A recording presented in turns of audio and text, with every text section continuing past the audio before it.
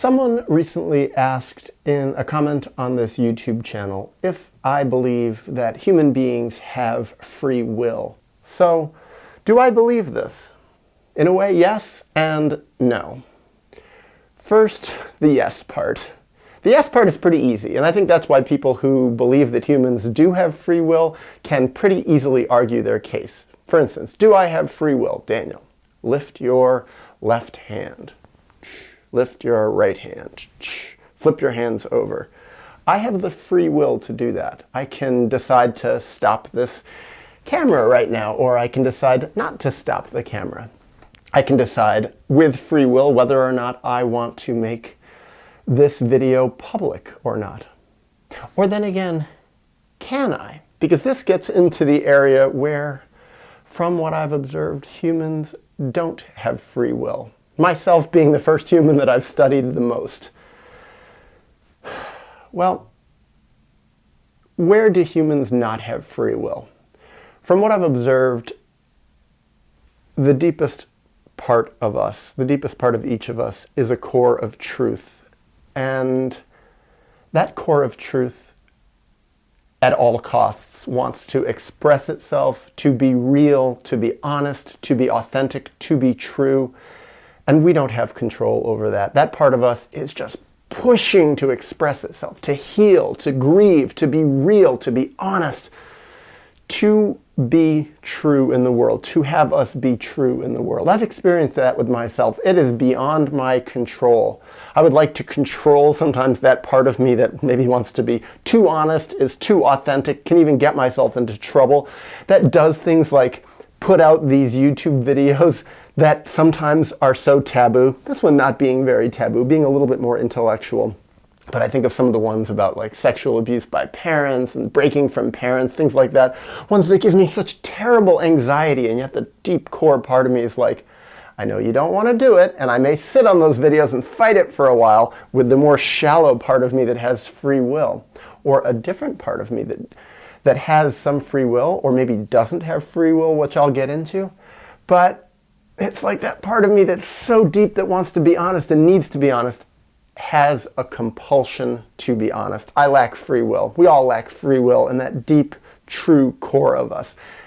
And yet there's another part of us that's very deep inside of us that also lacks free will. And that's the traumatized part of us, the traumatized parts of us, the parts of us that were wounded and hurt and shut down, that didn't allow our true self to come out, that haven't been able to grieve, that are pushing down and blocking all our feelings. In those traumatized sides of us, we also lack free will. Those traumatized sides of us, they control us. We don't control them. They have a deep, unconscious compulsion to repeat what was done to us, to show us what happened, but also to find ways to project our experience so we can learn about what happened, but also to get out our feelings, to express our feelings. The parts of us that were traumatized are compelled to repeat those traumas forever until we find a way to heal them. And yet, why do people not see this? I mean, I hear some people argue that people have free will in all areas of their life. And what I've seen is the people who argue that we have free will in all areas of their life are disconnected to these deeper parts of themselves. They're unaware, they're in denial. They are so profoundly dissociated. In a way, they're so profoundly controlled by their traumatized sides that they don't even know that they exist. And they don't even know that the deeper sides of them, the deeper, more powerful engine of truth within them also exists at all. They just think that they're almost like a robot going through life, and that their conscious mind has sort of computer control over this robot that is them.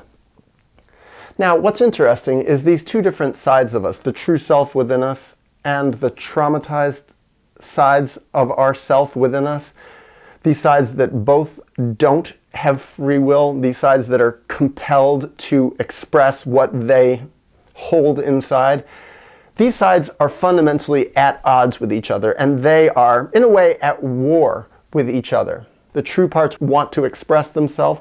The broken, hurt, wounded parts want them not to express themselves. And there's this battle going on, totally at an unconscious level. And which side will win? Will we become true? Will we become false and push it all down and dissociate and just be controlled by the puppet strings of our unresolved trauma? From what I've observed, it's a little bit different in each person. It depends on how powerful both of these sides are. How much love we were given as children, how strong we fundamentally are for whatever reason, genetically or through nurture, maybe in the womb. I really don't know what makes some people stronger than others. Some people maybe got more loved when they were children in spite of whatever traumas they suffered. So this true self within them just happens to be more powerful and will rise up no matter what and find ways to heal. I think that's pretty much my story in a large part of my personality, that some part of me was just compelled to heal, totally beyond me. I think I didn't want to heal. Healing was terrifying for me. The part of me that had some sort of free will was like, I don't know about this. I don't know if I'm ready to be so honest and real. I don't know if I want to make all those sacrifices and grieve. And certainly the traumatized parts of me were trying to push it down. The traumatized parts of me felt compelled to stay inside the family system, to keep my feelings buried, to not cry, to not grieve, to not be humble, to not be vulnerable, to not show emotions. But it didn't work. It's like I was compelled to heal. And then I think there are other people who that true self is more pushed down, or maybe just weaker to begin with for reasons I don't know. And their traumatized sides are more powerful. And so they stay shut down. They stay more normal. They stay more dissociated. They fit into society much better. Often they have much more comfortable lives. They may be terribly despairing on the inside, but their lack of free will, the strength of their unresolved traumas keeps all that buried. And they can just live sort of normal lives where they bounce along and the shallow parts of them make decisions about what career they will do and what direction they will go in their life and where they will go on vacation. The sort of extraneous surface decisions that make up the so-called decisions that most people live with in their lives, whereas there's a whole world that's buried under there that they don't even know about, that actually, in a much more deep and profound way, is controlling their existence.